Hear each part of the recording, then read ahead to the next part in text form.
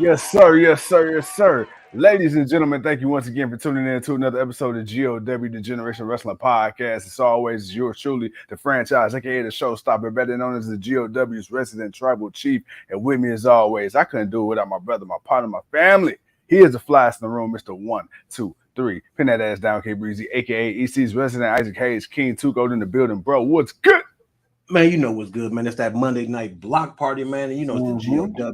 It's the king. It's the chief. Man, we are kicking it with the people, man. Right now, we are watching the main event of Monday Night Raw. Cody Rhodes versus that boy Finn Balor, who seems to be a bit on a different path. He seems to be playing two sides of the coin right now, man, with Judgment Day and JD McDonough. But we're gonna figure out what's going on with that a little later. But other than that, right now, my God, my bro, salute. What it do? Yes, sir. Salute, salute. We got Joe in the building. The LCJ says the GOW saves me from throwing Z's. My brother, I'm glad we could be of service to you and the Hey, rest of the man, show, GOW man. faithful. Show. Hey, look, you know what? It wasn't too bad of a show. I'm glad somebody came back to my girl Piper Nivens. I'm glad she showed back Yeah, up. I ain't gonna lie. I liked the way yeah, she came in and just told Chelsea, "Hey, I'm your new tag. No, I'm a whole no. I'm your new tag team yeah. partner." I ain't gonna lie. I wanted to see her with Nikki Cross, but we'll see. What this Chelsea Green and Piper Nivens does. But I was cool to see. I was happy to see her back. Not a bad show though, man. Not too bad of a show. Nah, man. I mean, not a bad show at all. As we had, a couple returns actually. We had Piper Niven. We also had Indy Hartwell. It was Yeah, nice to see her back on the TV screen, so she's back. We and had she's Big fucking Mommy. great. Yeah, then we had Big Mommy Cool Raquel in the backstage segment. Even though she ain't, technically, cleared yet, it was nice to see her still kind of tease being in the mix. So we got that. What The Joe said, champ. Gunther, Yeah. yeah, Gunther and the Imperium was the best part to me. Absolutely. And you know what? Actually, we could talk about that first because my thing is okay. So, bro, Imperium. First of all, we ended up having Chad Gable and Drew McIntyre. No, excuse me, that wrong match, wrong match. We ended up having Imperium come out, and then we had my boy Ludwig Kaiser trying to put the moves on Miss Madame Maxine. My boy Otis wasn't having that, but before that, man, we ended up having Giovanni Vinci. You know what I'm saying? Giovanni. He came, he came Giovanni. he came out and he ended up taking the L to get old to get old Chad Gable. And then of course, man, hey, Gunther wasn't having that. You know what I'm saying? He wasn't having it. And he was talking this 1-2, bro. I want to talk to you because we are 25 days away. 25 days away from the longest intercontinental championship run in WWE history. My man, dude. I think without a shadow of a doubt, he's going to do it. I think we know. Where does this put Walter in terms of not just intercontinental champions, but modern day champions? It puts him up there as one of the best because you got to respect what he's done. Um, you can look and say, well, he's only held two championships in WWE. Yeah, that's true. But you got to look at how long he held those championships in Yeah, WWE. We talked about this one of our earlier shows, man. Quantity over quality. yeah, Man, the quality of a person's run over the quantity of how many times they've done it. Ric Flair, credit, he's won the most, but yeah, Rick ain't never have no long standing title reign. yeah, Where guys like Roman Reigns, Bruno, Hulk Hogan, those guys held, yearly runs, yearly, okay, yearly. All right. So you gotta put some respect on that boy's name, man. He was the longest reigning UK champion.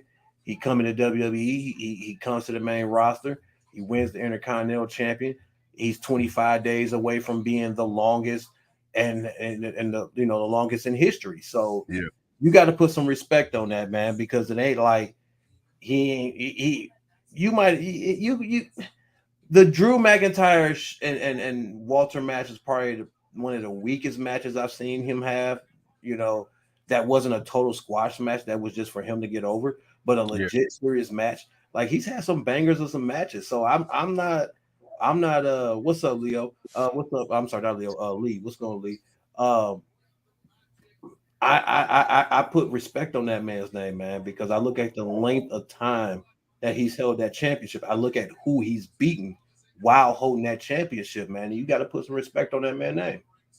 Absolutely, absolutely. And speaking of putting respect on names, man. So of course we got, the Judgment Day, they came out. We had Dominic, we had Mommy, we had Damian Priest. They came out, man. But one person we noticed was missing was of course that boy Finn Balor. Yeah. And while we got Damian Priest in the ring taking his shots at Finn, and you got Rhea trying to keep the peace, you got Dom being a little sub that he is. We got JD McDonough come out, man. And JD McDonough and Finn Balor, they go back, back to their days in Ireland. And he said, "Hey, look, man, I'm just a messenger." Like 4 flats in the Cadillac. And Finn, and JD says, "I'm just a messenger." And of course, he gets his ass whooped by Sami Zayn. And Sami Zayn comes out, Judgment Day kind of let this happen. Bro, okay. It looked like at first it was going to be Damian Priest separating himself from the pack when he became Mr. Money in the Bank. Now it looks like it may be Finn aligning himself with JD McDonough and possibly separating himself from the Judgment Day. If this is indeed the case, do you see this lasting longer for Finn Balor in the long run, or do you see this being something that benefits more so JD McDonough in the long run? A little bit of both. I mean, until JD decides he wants to turn on Finn and go for it himself. I want to get to a couple of things that's being said right now by the people, but I can definitely see them working together and then eventually them separating. Just because JD may feel confident that he's better than Finn, he's a little younger or whatever, and a little bit better in the ring. So I could see something from that happening as we got Damian Priest coming to the ringside to to root on his boy. We got Judgment Day, you got Mommy, you got Dom, you got Damian Priest. They're all out there support for Finn Balor, but where's Finn Balor with them? But right now, man, Lee and my boy says, no offense, guys, but I'd rather go bareback and Tijuana than watch Cody Rhodes. He's beard back on a girl, by the way, and then watch Cody Rhodes wrestle in the main event. Then of course, man, Joe says, man, he also went first in the Royal Rumble and was eliminated last. Then WWE gave RVD permission to wrestle on AEW. WWE doesn't seem them as competition. They're not at this point, and we already said they're not at this point, man. They're the second best company, but the distance between WWE and AEW and AEW and everyone else. I mean, well, AEW is just this. Everyone else is like a little bit further, maybe other than New Japan. But outside of that, they're really the only companies that can really truly somewhat compete with WWE in terms of just giving viewers something different to look at, but not as far as what the company has done. And I want to speak on that too. Speaking of giving permission to RVD is fucking 50 years old, and WWE wouldn't clear his ass the last fucking 5 years he was able to get cleared any damn way. So why would WWE care that RVD went to AEW? Again, it's not like RVD. But if this was Vince, he wouldn't care to let people go do stuff for other promotions. But because Triple H and everybody else has more of a hand in it. Not to say Vince don't have some hand in it, but I think because it's like, you know what, man? Yeah, go ahead, dude. I mean, you're a Hall of Famer, man. We're not using you. I mean, we're not. So it's like, why not allow you to go like that? And plus, that's always kind of been a stigma on WWE is that they pigeonhole on people's contracts and their ability to do stuff, man. And that's like one of the things is like you profiting off of me, but why can't I profit off of me? Like, even if you still get a cut, why can't I still profit off of me? Outside of it, like WWE is gonna always get paid off of RVD, but RVD should still be able to get paid off of himself when you're not going to use him when he's he's a free agent, So yeah, it's a stigma that was a thing, and when we when people think of it or see it that way, it is I mean, it's right to think that way, but at the same time, you got to remember, man, times have changed. Times have changed. But see, this is what I don't get. Why are these WWE drones upset that RVD went to AEW? And even if RVD didn't get permission from WWE, bruh, you know how many people with the goddamn WWE and future endeavor, just for the fuck of it. Well, that's the WWE dick riders. As Cody Rhodes got the best of Judgment Day and pinned Finn Balor in the ring, but right now Dom's trying to beat him up and hold him down until the rest of them get up and help out. But that's the problem, man, because you got so many WWE fans that don't realize RVD did not come from WWE. He came from ECW. Like the man made his name in ECW to the point where WWE had to bring him in because he was so popular. And when he got there, you saw how the crowd reacted when RVD showed up in WWE. So it's beyond that. And then and people just, people recognize wrestling from when they want to recognize it. Some people only know RVD from WWE, which I understand that. But, you people have selective memory when they want to make their points about stuff. And I think that's one of the reasons why it's brought up as a big deal. As JD McDonough just came out to help Judgment Day. But of course, man, there's still some bad blood. But right now is they're jumping, they're putting a beat down on Sammy. But there's always gonna be people that want to have selective memory when it comes to certain wrestlers and certain things. And when you look at AEW as nothing, that's your response to it. Yeah. Instead of just being a wrestling fan. That's why I say that's the difference between casual fans and real wrestling fans. Even though we got some real wrestling fans that are these people that feel this way. Like they feel they're so WWE that nothing else matters. But yet you're cheering for guys that get their starts in all these other companies you don't want to give no respect to. Which to me is absolutely it's mind-boggling when you think about it. And then we had this conversation also, bro.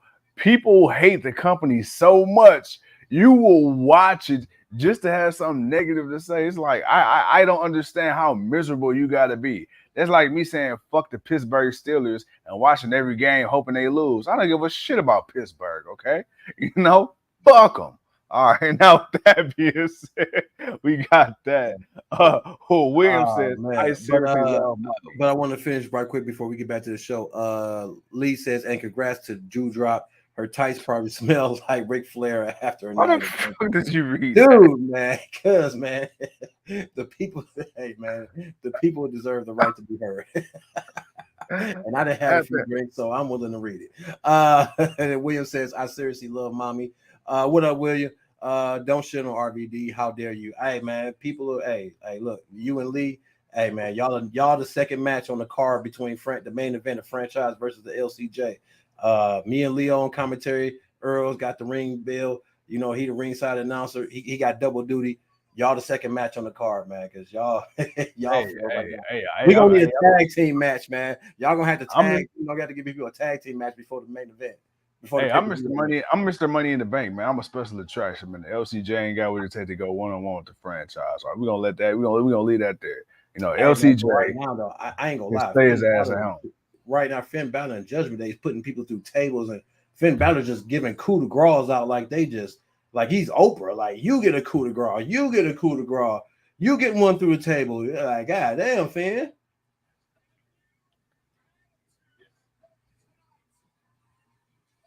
All right, Sammy done got put through a table. Cody done caught 2 coup de grace. Damn. All right, Judgment Day back on top, whooping ass.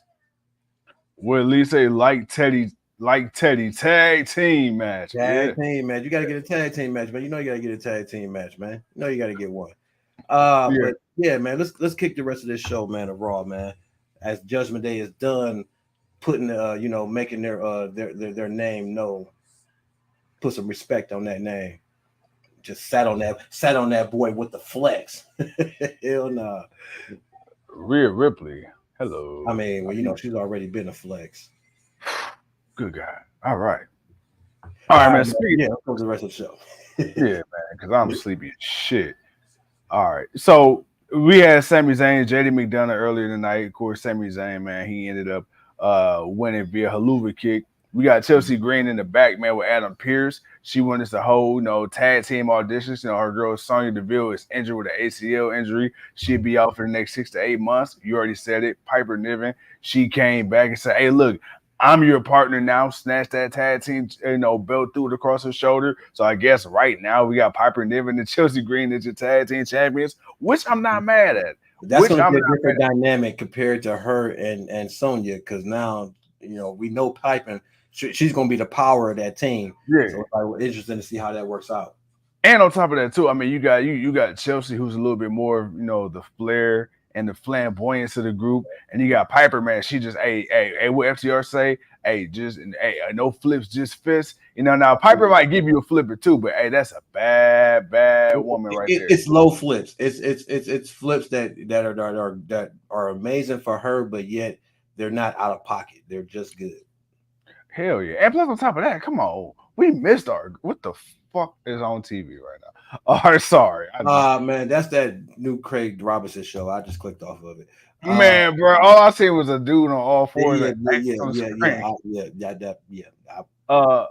Williams says franchise smash on the Arizona T. Nah, man, this is some type of Dortmunder Gold Lager, and I know I probably butchered that, but it is what it is. Sue me.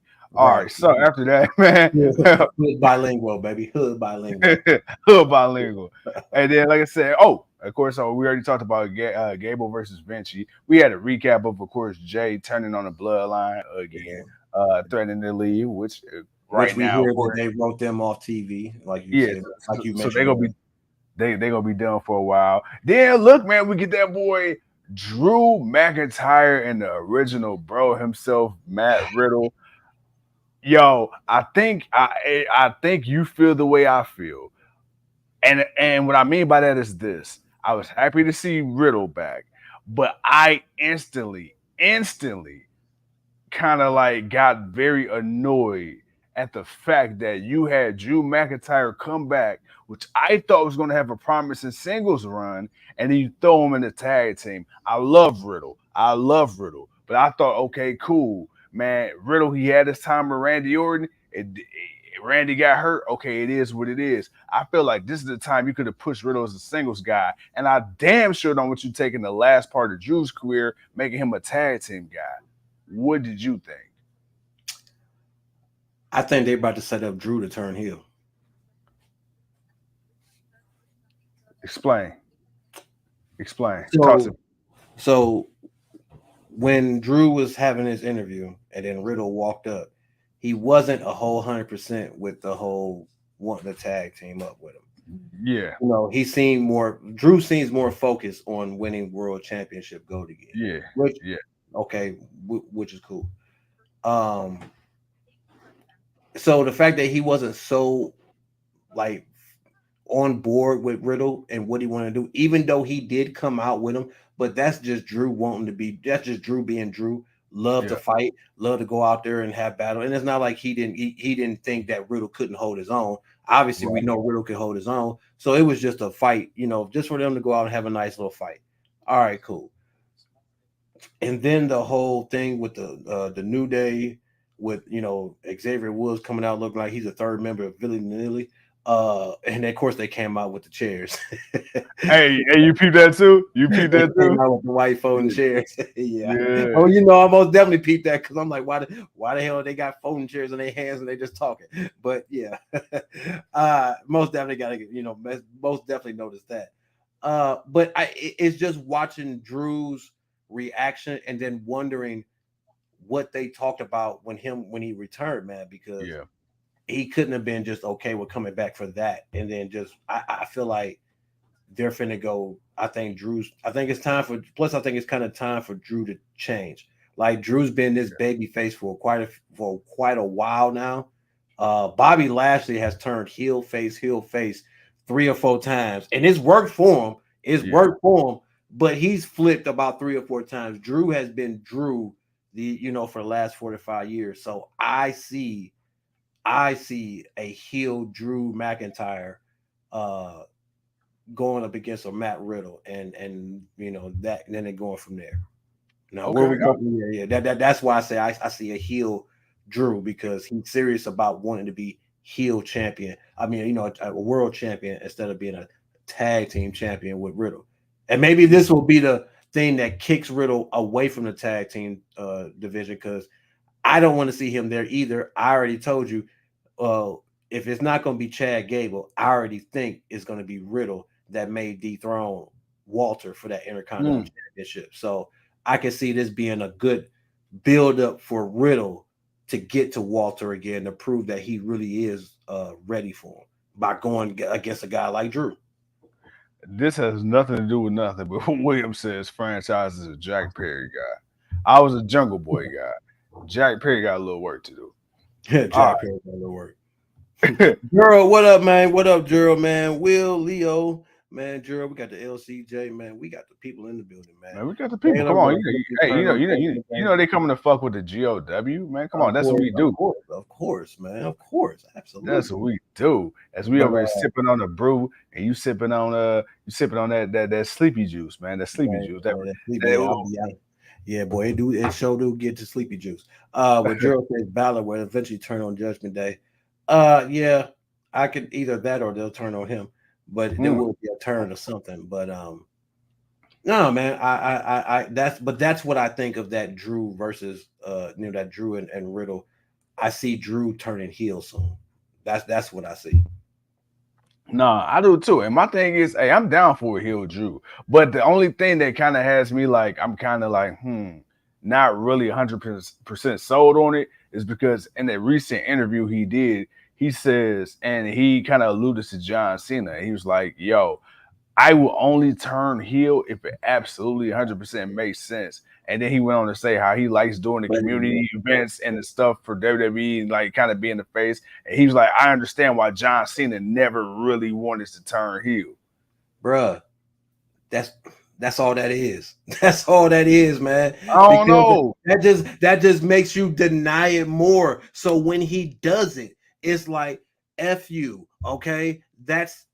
Come on, man. It's called Generations Wrestling, man. You've been living long enough to know how this game is played, bro. Come on, man. You see the game and how it's played, brother. You already see. That's the perfect thing to say. That's the perfect thing to say. I love doing these community outreaches and all that stuff. And that's fine. And it's not a bad thing at all. But that's a great thing to say. So when he does do what he do, oh my God, that's gonna do a boost for him. And he, like you said, he won't do it unless it absolutely makes sense. This absolutely makes sense, because it can lead to you, if it's not no one else, this can lead to him beating Seth Rollins and winning the World Heavyweight Championship. He needs a world title. And if you give me a heel Drew right now for the world title, that almost makes him unstoppable, because he don't need an entourage. Like Drew can go out there and do things on his own. Yeah. So he don't have to be like Roman and have an entourage of people. He can just be that badass on his own. And he's going to have some banger matches with people. Or, you got Walter to work with. And again, but still, I if he don't turn heel, okay, cool. It's like, all right, well, he didn't turn heel. But they got to separate the undisputed tag team titles and put them on a different show. But I see him turning heel, and then they going from there. Hey, well, in the words of Batista, give me what I want. Because I'm not mad at it. I like heel Drew. Heel Drew is the shit. Especially like when he's just that barbaric psychopath. We don't like Matt Riddle. He's not a Matt Riddle fan at all. Wow. I like Riddle when they're not making him so dumb and goofy. I've been liking the Riddle we've been getting lately, because he's just been all about that action. He ain't been acting like he just don't know.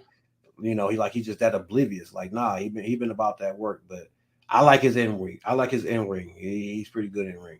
I'll tell you what, I ain't fighting his ass. I don't give a damn how goofy he is. He ain't knocking my damn teeth out. Yep. I learned from that. I learned from the ankle lock of misfortune. All right. So we got that. Of course, like I said, man, we got Indy Hartwell. She came back. She ended up losing to Rhea Ripley. But it's nice to see her back on TV. We got Shinsuke, man. Shinsuke, nigga, man. He came out, man, and I thought we were going to understand why the hell he turned and did what he did on Seth. But then, being the asshole he is, he just started speaking, Japanese. And I'm like, all right, yeah, we got heel Shin back in the building. And then of course Seth came out. He said, "Hey, my guy, I respect you. I respect you. Matter of fact, I admire you so much that my boy, I'm a fighting champion. If you wanted some, all you had to do was come get some. You ain't had to go sneak. You ain't had to come sneak on the drip guy. You ain't had to, besmirch the good name and the legacy and the beautiful face of the drip guy. You incumbent psychopath, you worthless piece of. Nah, I can't say that about Shinsuke, but I'm paraphrasing. But yo, I'm sorry, William, you a fool. Hey, but good night, bro. hold on, wait. Now, guys, I'm out. Like, these comments negative. Wait, what? He says, "Night, guys. I'm out like Lee's comments. -4 moves like Nash." Like Kevin Nash, because Kevin Nash can't wrestle. I got it. That's why I started laughing. I'm like, you a fool. Good night, bro. Oh, man. Good night. Yeah. Okay. Yeah. Hey, you know what? Hey, franchise versus LCJ is put on hold. We're going to put William versus Lee on Showtime. No, man. This is all one match card, man. This is the second match, man. Y'all got the title match. This right here. Hey, this is gonna be the opener. Yeah, this gonna be right before y'all. This is the second match on the card right now, man. We building up the card, man. We gonna have this pay-per-view, man. It's gonna be a pay-per-view amongst the people. The people gonna have to go at it, man. We're gonna have to let it be known, man. But nah, you're a fool. Gerald says, "I don't like wrestlers that wrestle barefoot." What about Umaga? We all love Umaga. He might not have liked Umaga. You don't like Solo Sikoa? I know you lying, Gerald, if you say you don't like Solo. I know you lying if you don't like Solo. Yeah. Solo do wrestle barefoot. Come on now. I ain't seen that boy put on the shoe yet. Yeah, man. Come on now. Hey, man, do you think he goes to the urinal barefoot? I hope not. I hope not. Hope he got on some slides or something. Gerald says he don't care for Gerald. Come on. He's like, I like Solo, but wait a minute, is his feet out? Nah, I can't rock with him. I can't rock. No. Technically, his feet got tape on it. Riddle ain't got no tape. It don't matter. He can't rock out, man. His toes out. He can't rock out. Can't rock out with his toes out. Hey, soles out, toes out. Toes out. Nah, man. Can't rock out with the toes out, man. It's all good. But man, man, that'll be pretty interesting going forward, man. And then of course, wait a minute, who's this? What up? I guess that's what that W mean. Yes. What up, famous?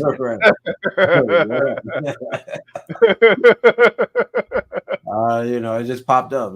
Yes, sir. Hey, look, yes, sir. How you doing? And then of course we had the OG baddie, man. We had Trish Stratus going up against the man Becky Lynch. Ended up in the double count out. Okay, so here's my thing.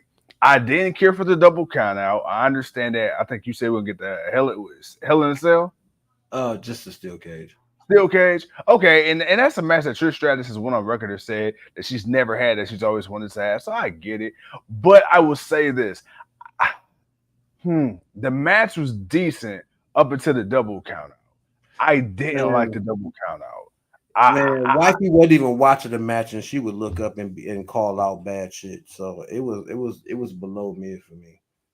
Well, I'm not saying the match was great, but hold on. Hold on. Wait, it was that bad to you? It was that bad? Yeah, it was that bad to me. Okay, so now, talk to me now. All right. So compare that match to the match she had with Charlotte Flair. Do you think this proves how Charlotte Flair was better? No. I mean Charlotte Flair and Trish. Who had the better Trish match out of the 4 horsewomen? Charlotte. So let me flip the question again. Do you think the match that Charlotte had with Ronda, the match that Charlotte had with Trish, do you think that makes Charlotte the best out of the 4 horsewomen? Which is who she's able to go up against. Well, okay, to be fair, I already think Charlotte is the best out of the 4 horsewomen.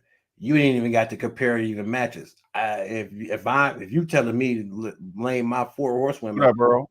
I'm going. What up, Earl? I'm going Charlotte number one. Regardless of what people feel about Charlotte, Charlotte's number one. I got Sasha Banks number 2. Becky is number 3. Becky could be number 2, more of popularity than she is more for in ring, and then it's Bailey number 4. And Bailey has shown me a lot more, but it's 4 slots. But Sasha is number 2, Becky, and you honestly you could flip Becky and Bailey for me. I'm gonna be real with you on that one. It's more like Bailey's. To me, Bailey's in ring is a little bit better than Becky's, but Becky's charisma was better than Bailey's. So it's like you can flip or but it's Flair, Charles, Sasha, and then you go down the line. So I'll kind of cancel that out for you right now.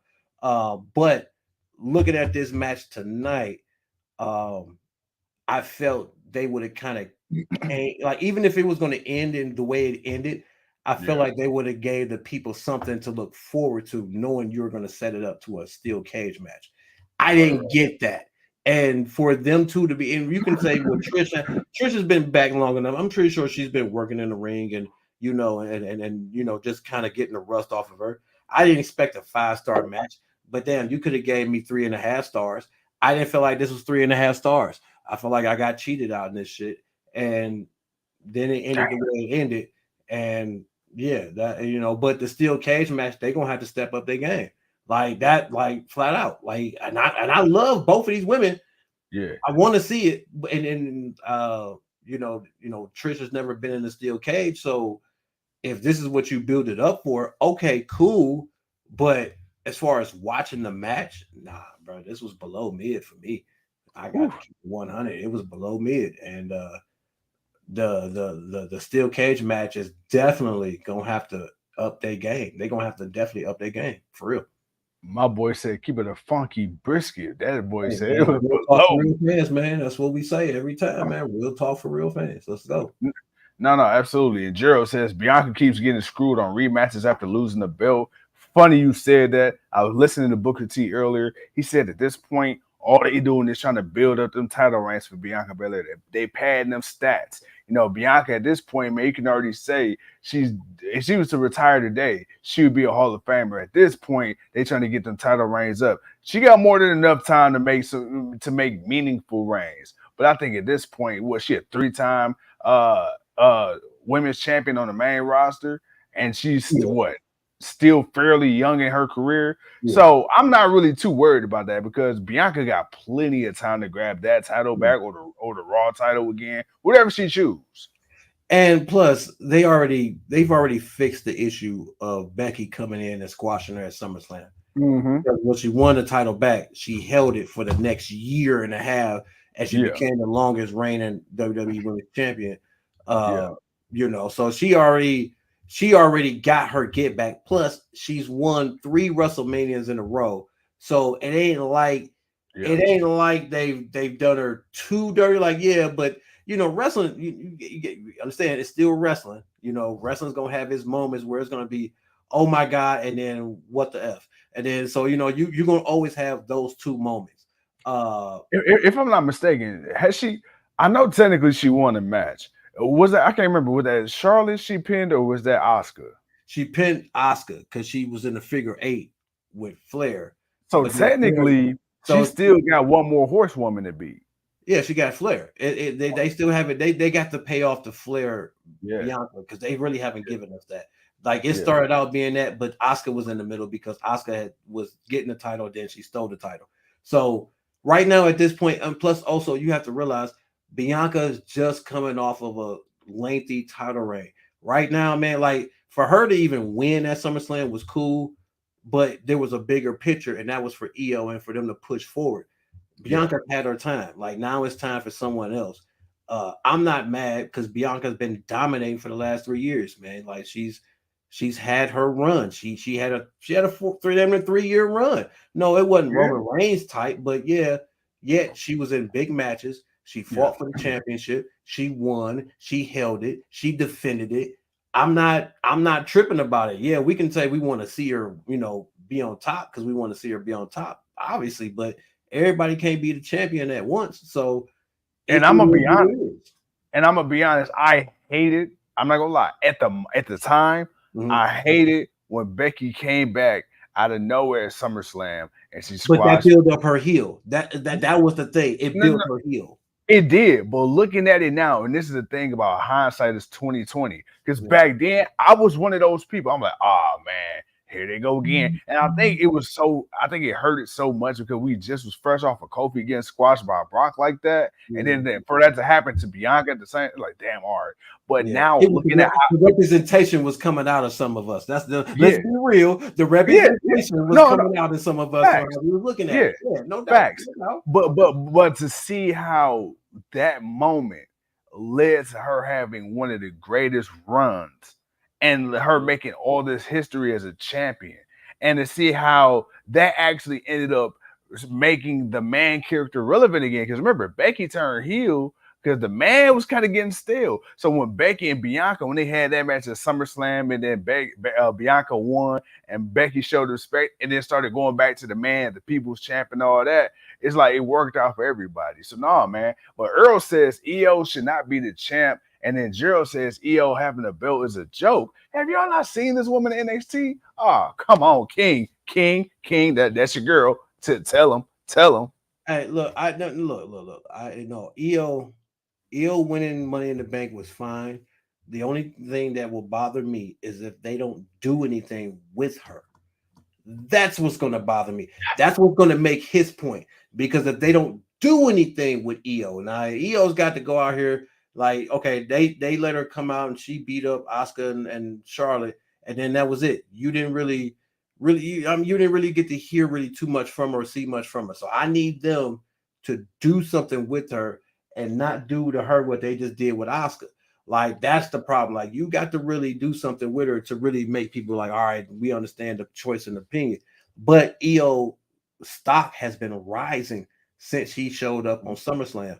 Like it ain't been like with Dakota Kai where it's been up and down or Bailey. It's with EO, she's been the one person out of the group everybody's been constantly liking. So it's not.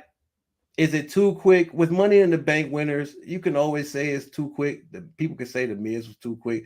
If Dolph Ziggler, even though he held it the longest before he cashed it in, you can always question if it's too quick for somebody to get that type of opportunity. Even if Austin Theory had actually cashed in and won a championship, would it have been too quick for him? You could always question that, but you pull the trigger and you see what you got. You see what type of lightning you got in a bottle. And I think EO can be something if they do it right. Now, if they BS it, then no, it'll be a waste. And honestly, and I'm gonna stick to my original point, Asuka should have retained. I don't feel like Asuka should have lost, period. Like she needed that victory to win just to be like, all right, I'm not that person that just wins the titles just for somebody else to win it. She could have won it. And if EO was gonna take it, she should have took it off of Asuka and not Bianca. But they let Bianca win it just to lose it. But they gave her another title reign. So it's like you got this title reign, you got this, you got it. It's the world, it's the new women's championship. Your name is on it, but obviously you're not gonna hold it because this girl just cashed in on you while you injured and all that blah. See, here's my thing, Bishop. What up, boy? Here's what up, why. Bishop? Here's why I'm not mad about Asuka. Because again, we how many times have we said this? You got some people that need, girl. You got some people that need the title. You got some people that the title makes them, and you got some people that they make the title. See, Asuka to me is such a legitimate competitor. We know how dangerous she is in the ring. She makes the title. Exactly. She don't need the title. Yes, she needs it in the sense like, okay, like she's a champion. Yes. But my thing is Asuka could lose the title, but we know at any given moment, whoever holds the title, if they're in a program with Asuka, there's a chance that Asuka can come out victorious. So that's why I'm not too worried. See, it's not like what maybe like all right, let's say like a Dakota Kai, for example, right? Like her, I feel like she's the type of person who would need a title opportunity to validate her status in WWE as a legit women's competitor. But I don't see Dakota Kai, anybody in the ring she's with, to me, it's not even 50-50 with me. I really think Dakota Kai's believability strictly depends on who she's in there with. I feel like Asuka could be just as credible going up against Bianca Belair, Doudrop, Charlotte, Nikki ASA, anybody.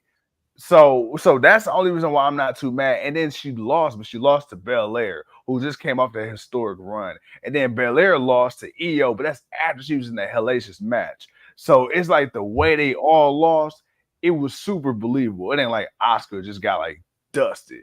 It's because they're at the point where they can take those kind of losses, but you don't lose the respect that they have and what they've earned. Like Charlotte is a 14-time champion, which means she's lost that title 14 times, but people still regard her as the best. So it's not for when you use Dakota Kai an example. See, the thing for me is for Dakota Kai, she first has to be, a consistent, credible player in the game for me. And she's not that, because a title run for her would be wasted. It'll almost be like Jinder Mahal. Like, and that was a wasted title. That was a wasted title run. We know what the title run was for. It was not for anything else other than for them trying to get that deal in India. There was no other reason that title run should have existed. So that was a wasted title run. Dakota Kai would be a wasted title run because one, she doesn't talk well enough to to really to gravitate to people, and then also at the same time, she's just not, people don't really care for her that much in the ring. She doesn't excite people that much in the ring. You got to be able to, if you can't talk, you damn sure got to be able to excite people in the ring. Asuka can't talk, but she can damn sure excite people in the ring. Io may not talk much, but she can excite people in the ring, and you got to have that. So who regards Charlotte as the best? Earl, you don't, but other people do. And that's just what it is. So for somebody like Io, again, it's really so much on what they do with her moving forward. That's what's going to maintain. I saw one where I think Gerald says Io needs to speak English more like Asuka. Well, man, they actually speak the same amount of English, no more than Nakamura. Them three speak the same amount of English. That's the best you're gonna get. You're not gonna get any more than that, man. But here's the thing with that. Their characters are so over the top that it's like internationally that they should just speak the way they speak. Like that's it's like I don't necessarily even need to understand what you're saying, because the way you move, the way you act, just your charisma, your presentation, like you say, when Io and Asuka, when they going at it in the ring and they talking they want to, we don't understand shit, but you can tell by the antics and the expression. You like, hey, look, we can best guess what they're saying, and even if we improvise it, it still leads to what we know they're talking. Yeah. They're talking trash to each other, and then they about to get to throwing them hands. All right, cool, let's go. It don't matter what language you speak. I know what your purpose is. Your purpose is to go in there and to prove which one of you is the best, and y'all about to lay hands. Okay, cool. That's why I don't really care. I get what some people say. You want to know what people are saying, but not everybody speaks great English, but not everybody speaks great Spanish. Not everybody speaks great French or German or Japanese or Chinese or none of that. So it is what it is, man. That's just to something be fair. We're gonna have to, we're gonna have to get past that. But we know what the purpose is. Look at this perfect example. To be fair, R-Truth is as American can be, and I don't understand half the shit he be saying. Man, I only do, man, because I've listened to him, and I lived in the South, so I know what that redneck Southern Alabama Southern talk sounds like. So I've been able to decode a lot of what he's been able to say over the years. He's lost me from time to time. Hey, don't get me wrong. My boy King over there decoding hieroglyphs and shit. Hey, man, look, man, when you live shout out to my boy places, man, when you live in two different places where there's two different dialects of talk and language and what people mean and what they say, man, you got to pick it up, man. Man, the people is talking, man, especially Earl and Gerald, man. Yeah, Earl, we did notice the New Day with the chairs. Yeah. But no, I'm not lead tripping. Gerald, no, we already talked about that. There was something else we had missed. Somebody had said something, and I wanted to say, I think it was Earl, but I think you already brought that up. Maybe I think we already talked about it. Lee tripping, talking about King won't be happy till Lana returns. Never. But no, man, I'm okay with EO being champion. Yeah. Other than Asuka losing the title, because I felt like she should have won it, and she should have been the one EO took the title off of. Like I Right. felt like that would have been the thing, man, because you kind of set that up already. So it would have been cool. That would have been a nice segue into them going up against each other, EO versus Asuka, because EO would have been the one to cash in on Asuka and beat Asuka for the championship. Like that would have been something. But overall, I don't feel like neither woman lost out of that match. And what we're gonna get, like I said, they just gotta put some give a damn to it. No, absolutely. But speaking of putting some give a damn, the wifey is looking at me like I better put some give a damn to her and Oh her yeah, and yeah. We passed our curfew. We 1 minute past her. curfew. We gotta go. but before we wrap things up, though, hey, look. Overall, I feel like Monday Night Raw was a solid show. Overall, I feel like it was solid. It was slightly above mid to me, but for a 3 hour show, I think that's well. It was I mid. think It was mid. It was mid. I'll give it mid. Nothing more, nothing less.